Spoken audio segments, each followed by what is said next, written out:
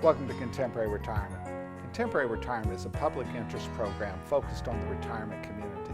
Every program has segments on legal, financial, and health issues affecting the retirement community. Contemporary Retirement is sponsored in part by a major grant from the Family Heritage Trust Company. Contemporary Retirement is sponsored by Family Heritage Trust Company. The Family Heritage Trust Company is an independent bank chartered trust company established by local professionals to provide fiduciary services including fee-based investment advice, trust services, retirement planning, and tax planning. The Family Heritage Trust Company is committed to client service in our communities. For more information, call the Family Heritage Trust Company at 301-631-5900. Contemporary Retirement is sponsored in part by a grant from R. Thomas Murphy & Associates, P.C. R. Thomas Murphy & Associates is one of Franklin County's leading law firms, emphasizing estate, trust, elder law, and medical assistance planning. Welcome to the Is It Legal feature on Contemporary Retirement. Is It Legal focuses on the legal issues affecting the retirement community. With me today is Tom Murphy from the R. Thomas Murphy Law Firm with offices in Waynesboro, Chambersburg, and McConnellsburg. Welcome to the show, Tom. Good morning, Mike. You know, Tom, we talk about benefits planning, and benefits planning manifests itself in a lot of different ways. So, for instance, you and I routinely engage in a pattern of helping people obtain benefits that people would be shocked to find out that we can't get paid for. Well, exactly. One of the big ones is in the Veterans Administration area. So there's a program called Aid and Attendance, and we regularly don't bill. And it's just a nice benefit for honorably discharged veterans and their surviving spouses. And so, you know, we do it in our firm. We don't charge for it either. You know, my dad was career military, and we just feel it's part of our civic responsibility to help veterans get those benefits. And so the reality is that you have to be accredited, which your firm is and our firm is. Right. Both Jared and myself are. But most of it is leading people to the programs. And we have a good relationship with our local VA office, and so there's a team approach there, but we still need to explain and detail that to families so they understand the program. And one of the great challenges we have in dealing with aid and attendance is the fact that, first of all, you have to have those discharge papers, and unfortunately there was a fire in St. Louis in the 80s in which a lot of those were destroyed, and so many times people don't realize they have the only copy in existence. That's a good point. And so for any of our families we're dealing with, we're usually encouraging them to get their hands on that DD 214 and marriage certificates and death certificates of the veteran and so on. And put them in a safe deposit box where Exactly. they're not a safe deposit box where they're 100% safe. That's a good point, because as you mentioned, they may be the only originals and they may be 60 to 80 years old, and so you need to hang on to them. And oftentimes in that safe deposit box, we're going to tell them to put death certificates. And why do I need a death certificate? Well, my spouse died 8 years ago, but that house is titled jointly. You're going to need that death certificate to prove that the one spouse is deceased. Yeah, good point. It comes up any number of places, and you know, there just may be dealing with various accounts or qualifying for a benefit or whatever it might be. And the problem is if you start making an application for a death certificate for somebody who passed a long time ago, the immediate assumption of the government, it's identity theft, which is a legitimate concern. Right. In the meantime, it could hold you up for some period of time being able to establish either the sale of that property or perhaps qualifying for other government benefits. Well, exactly. It's not that the records aren't out there in most cases, it's just a bear to get a hold of them. So you're much better off keeping control of your own documents so that you can have them at your fingertips. But you add your powers of attorney to that safe deposit box, and many times the bank will say, we're only going to give you 2 keys. We don't care how many keys we have. We just want to make sure that the powers of attorney, if there's 2 or 3 of them, can all access that box in order to get to that information if they need it in the future. That's a good point. The last thing you want to do is spend $100 or $200 trying to drill a box for no reason other than you lost a key. Well, that's still better than not having their name on it with no legal authority to be able to even access that box. That's a good point. Yeah. You know, one of the other challenges we have here in dealing with aid and attendance, there are these purported service bureaus out there. They can't charge for doing aid and attendance either, so they get around it by selling an annuity product. Yeah, you'll see that unfortunately a lot, and they'll sell it in such a way that also then jeopardizes future Medicaid eligibility unnecessarily.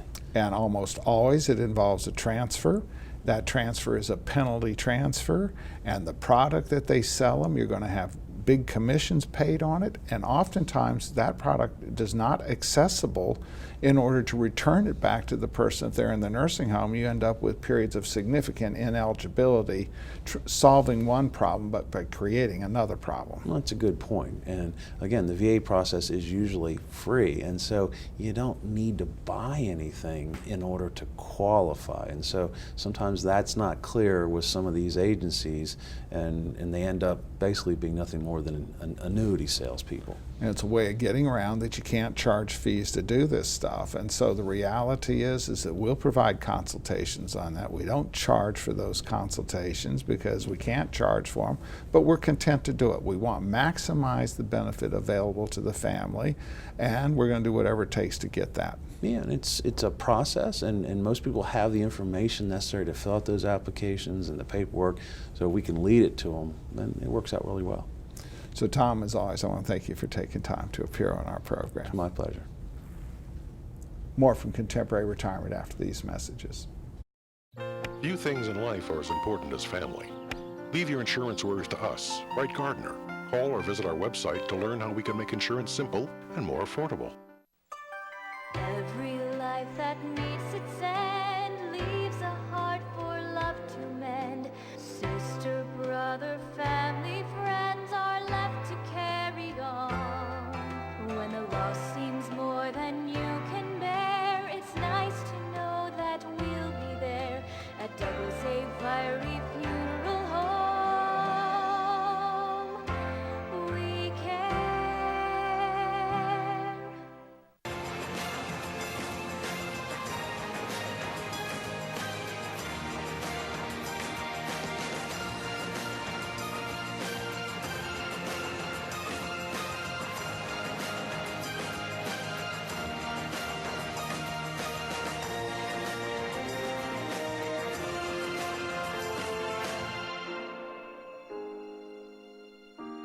Call Ed Lowe to help put your mind at ease. Welcome to a special guest feature on Contemporary Retirement. This segment focuses on various issues which are of importance to the retirement community. With me today is Paul Sweeney, President of Quality First Insurance Agency, an agency specializing in senior health insurance products. Welcome to the show, Paul. Thanks for having me, Mike. You know, we were talking last week about the enrollment in Part B and the assumption that many people have that when you reach 65, you must enroll in Part B. Is that statement true or not? It can be, but it also cannot be. If you're still working and you're covered by your employer plan, you probably don't want to enroll in Medicare Part B. Now, if you had a very small group, then perhaps you do need to enroll in Part B, but as long as the employer plan is primary, you don't need to enroll in Part B. You don't need to, especially if the employer is paying the full cost for you as well. And so you have to balance both the premium cost associated with Part B, the cost of a Medicare supplement, and so it's actually a combined cost. So you might find the employer contributions $300, but if you had to pay both the Part B premium and the Medicare supplement premium, if it weren't necessary, it could easily be more than the employer contribution. That's true, and we do, generally, we meet with people all the time when we do evaluations. We'll look and see what they're paying, what their employer is paying, and many times it may be less expensive to go on to Medicare Part B and get a supplemental plan, but many times it may not be. So everybody's situation is different. There's no cookie cutter answer. We're not going to say that everybody has to do this. And of course, then you look at the coverage plans. You know, there's essentially 3 types of health insurance out there under the Affordable Care Act. Some have virtually no costs associated with them. Some have some fairly substantial initial deductibles before there's any coverage. And if you don't have any contribution from the employer to deal with those deductibles, you might be better off opting out and getting Part B and a supplement. That's very common. We see a lot of people that have high deductible plans with high premiums associated with them because they're not covered by an employer plan, and when they reach age 65, it is very cost effective, and many times it's less expensive premium-wise and better coverage as well. So generally speaking, ignoring the employer plan issue, we almost uniformly recommend people need to take Part B unless they're going to try to play a game with a Part C plan. Yeah, and Part C plans are, it's trading dollars is a good way of explaining it. It's better than Medicare alone, but it's not better than having Medicare and a Medicare supplement, because they are required to cover what Medicare covers, but they also have substantial copays associated with them, and you pay as you use it. And so in some instances, particularly where we have people who are not insurable under any other circumstance, we might use it. But generally speaking, most people are better served today by being in traditional Medicare with a Medicare supplement. Especially in our area. In a rural environment, it's normally better to have traditional Medicare and a traditional Medicare supplement and a prescription drug program through Medicare Part D. And as you say, rural area, our basic viewing area, well, we have a lot of population here, but one of the problems is it's essentially very little competition in the rural areas to get these Part C plans. You get into urban areas and then they're a little bit more competitive and they can control the networks better and the coverage might be a little better. That's an excellent point, because when you do live in an urban area, there's a lot of hospitals, a lot of competition, so the rates are generally going to be lower for the coverage and the copays are going to be lower as well. But in any event, one of the things that we cautioned people last week, well, re-caution people, if you're staying under your employer plan, you do not need to enroll in Part B, and in fact, there's an absolute negative to having done so. You don't want to make that mistake, because if you sign up for it when you turn 65 and you retire more than 6 months later, a couple of years later, you're going to lose your open enrollment feature. That open enrollment means you can get a Medicare supplement without medical underwriting, which means they have to take you. Right, and there's no need to sign up for it if you're going to stay with your employer plan. And then, of course, we have some other confusion here, because if, in fact, you are appropriately signing up for Part B and you are looking at a Medicare supplement, it's not the entire coverage that you need, because you also need to look at prescription drug coverage as well. Right, and there are numerous plans available in Maryland, available in Pennsylvania, available in West Virginia, and it's critical that you choose a plan that's going to cover your medications. And we tell people every day, husbands and wives will routinely not have the same plan, because one may not be taking any prescriptions. I can tell you which plan to take, the cheapest one out there. On the other hand, you have the other spouse that has an extensive prescription list, and you better be paying attention as to which ones are appropriately covering you. Yeah, very common for people to have, husbands and wives to have 2 different prescription drug plans. And it's it's a little bit of an inconvenience, but it's not that big a deal. It's nothing compared to the inconvenience of finding yourself not covered. Yeah, if you're taking a medication that's not on the plan because you signed up for the same one your spouse did, is not a good idea, because then you're going to be paying the full cost for that medication. I know you're always willing to help people, including changing supplements mid-year, which you can do. How can they get a hold of you? They can call me at my office pretty much anytime. Our local number is 301-797-1400. We have a staff there that's ready to help you in any way. Paul, as always, thanks for taking time to appear on the program. Thanks for having me, Mike. More from Contemporary Retirement after these messages. Tranquility at Fredericktown Assisted Living and Memory Care provides a warm, home-like atmosphere that promotes daily life enrichment. At Tranquility, our medical director is a geriatric physician. Our professionals support and understand the various stages associated with Alzheimer's and dementia. We have on-site physical, occupational, and speech therapists, as well as around-the-clock licensed nurses. For more information, give Tranquility at Fredericktown a call today, because everyone deserves great care. Let us do the caregiving so you and your loved one can embrace life again. Come on, Dad, let's go! We're gonna be late! Hurry!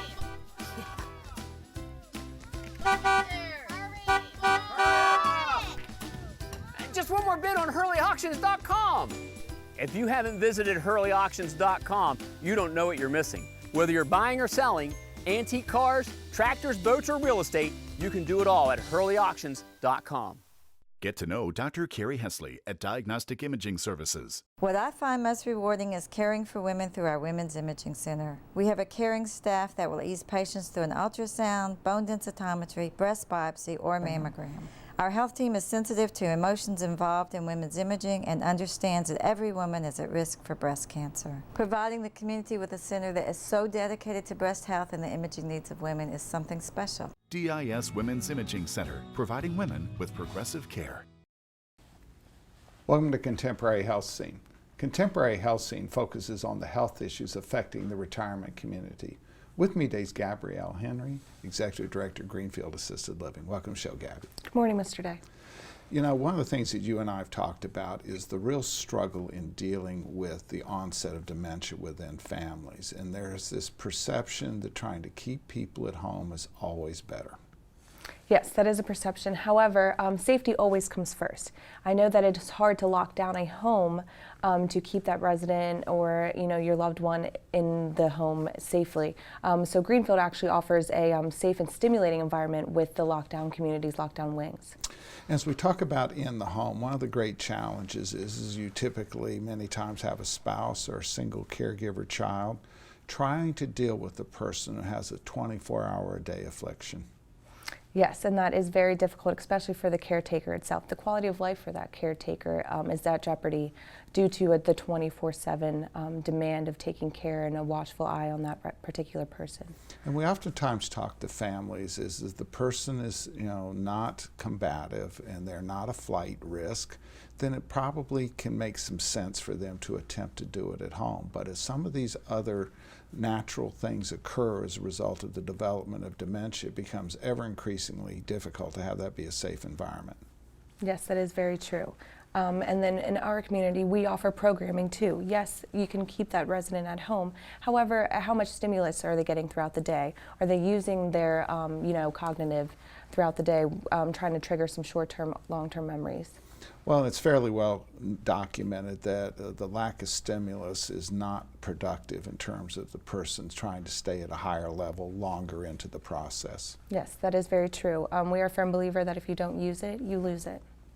And so we're going to pull up some pictures here, the same pictures that we've used somewhat in the past. And one of the things about it is that it does permit a person to not only have controlled environment within the unit that they're in, but also allow them to get out and enjoy life. And as you can see in this picture, and we'll show in the others, you can't see the fences. Not at all. So it gives that illusion that it's their backyard and they're able to freely roam around throughout the community. And one of the challenges that we have is oftentimes a family member will be interacting with a person with dementia, and that person will say, I want to go home. But oftentimes they don't realize that home could mean any number of things. It could mean the house they grew up in. It could be the house that they lived in when they were first married, their current house, and it could also be their room. Yes, that is very true. So what we try to focus on as staff, I'm trying to redirect that particular resident and trying to have them focus on something else where home is just, an idea.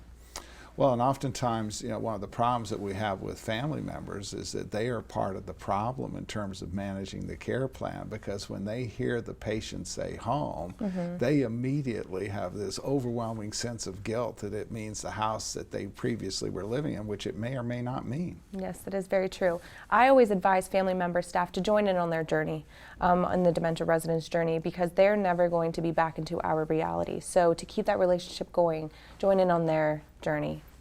Yeah, it becomes very frustrating, particularly for spouses, to try to interact with their spouse, but that spouse that they married 50 years ago is not the person they're talking to.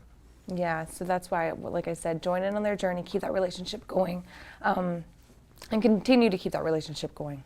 And one of our goals is normalization, to try to have it be as comfortable as possible. And one of the things that I like about your facility is the fact that you have these multiple neighborhoods. And tell us how that contributes to having a person feel like they're a fit.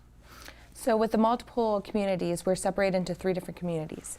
Those 3 different communities, we're separated by the service level, depending on the level of dementia that they're, residing in. With that, we also offer companion suites or private suites. With the private or companion suites, families are able to bring their own furniture in, really make it seem like it's their home. So we take their home that they were used to and we kind of compact it into a suite that we offer here at Greenfield.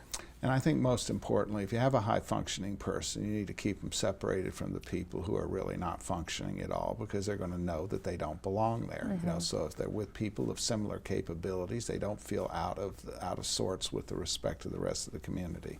Yes, at Greenfield we really try to reserve the dignity of our residents and also the quality of life. And so as we address these things, you're going to deal with most of these issues. The goal is to keep people in as normal an environment as they can, stimulated environment, and because your organization is focused on it, nobody feels bad that they're in the dementia unit that day. Yes, that is very true. So how can they get a hold of you? You can get a hold of us by contacting our direct line at 301-766-9202. Gabby, as always, thanks for taking time to Thank appear on you. the program. More from Contemporary Retirement after these messages. The Community Foundation, through its scholarship programs and through its strategic grants, has been a positive influence for change. Last year, change in Frederick County was influenced thanks to nearly 1,800 caring donors. Everyone can help. Your influence is key. Help us proactively focus on where we need to be investing our energy in the future.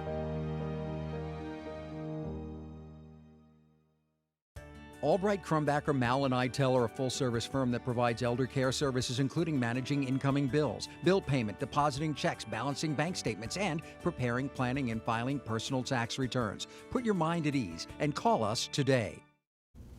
Welcome to the Making Sense feature on Contemporary Retirement. This segment focuses on various financial issues affecting the retirement community. With me today, Sandra Miller, Senior Vice President, the Family Heritage Trust Company. Welcome to the show, Sandy. Thanks for inviting me. Sandy, we're doing a little sequence of programs here on embedded risk. And many times when people make certain styles of investment, it's obvious from the investment they were trying to avoid risk. So the classic is CDs. You know, I want insurance from the federal government that I am not going to lose my money. And yet we're seeing some major money center banks right now actually imposing risk on a CD. How in the world could that happen? Well, the banks are now starting to charge early withdrawal penalties, which in the past did not exist. So when you put your money in a CD, you were guaranteed to get your principal back, but the bank might take some of the interest as a penalty. Now they're actually charging a % of the total value of the CD. So in fact, you may not get all of your principal back. So we recently had a case where a person had to cash in because his spouse was in a nursing home, $250,000 in CDs, and a regional bank here charged him $7,500 in order to cash in those CDs in order to be able to deal with his spouse's long-term care issue. Well, that in itself is amazing because banks normally, in the past, as I mentioned, don't charge against your principal. They just keep the interest. So you need to be paying attention, and even some of the most traditionally safe investments are now having risk embedded in them. We see people using a fixed annuity for 5 years as an alternative to a CD. Sometimes that can make some sense. It's not insured by the federal government, it's insured by an insurance company.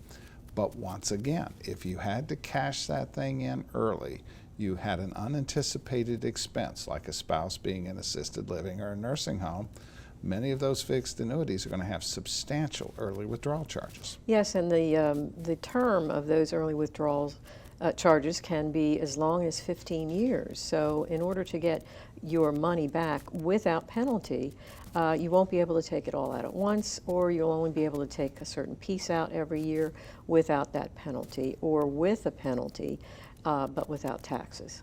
And one of the things is that you will see the differentiation in these products that are being sold as guaranteed. It will show you contract value, and contract value means that's the value of it assuming you don't change anything. But normally on that page somewhere you will see a surrender value.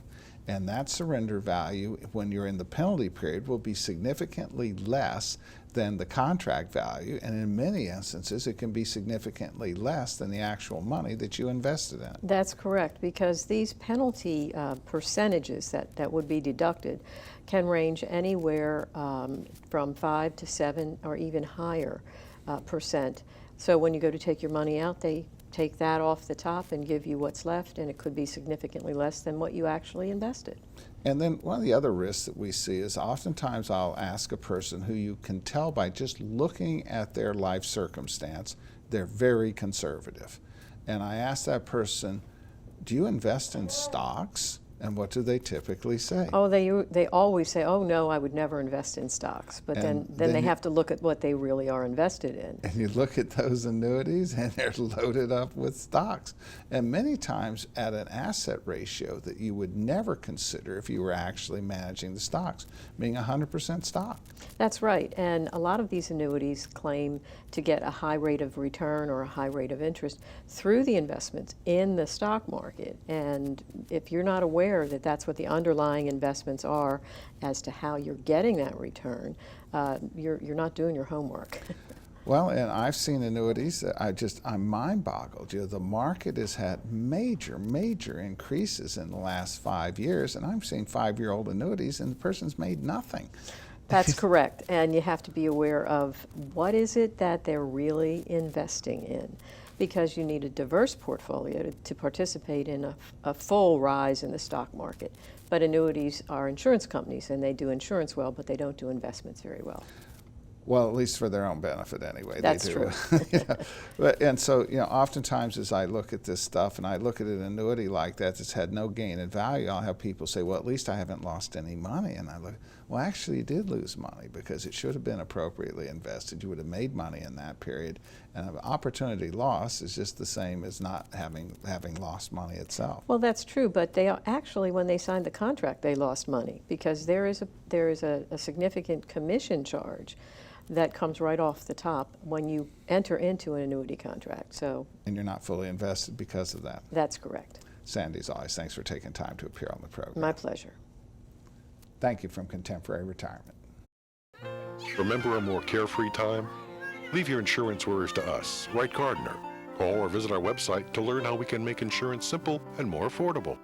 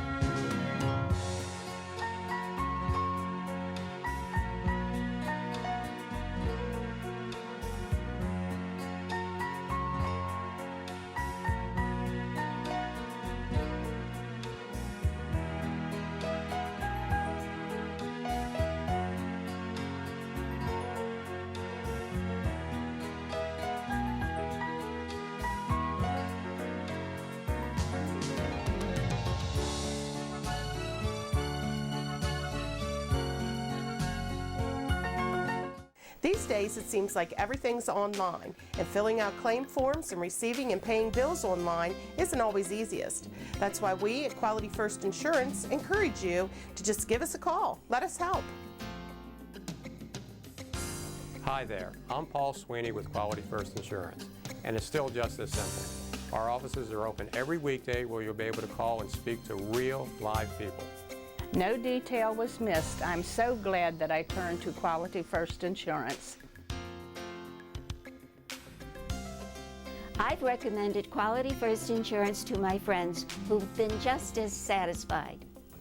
If you're not happy with what you're paying for Medigap, or more importantly, not happy with your service, give us a try. We're locally owned, and we take the time to provide you with the best. We are Quality First Insurance, and our mission is to provide quality products to quality people. Pick up the phone and give us a call today at 800-745-1411.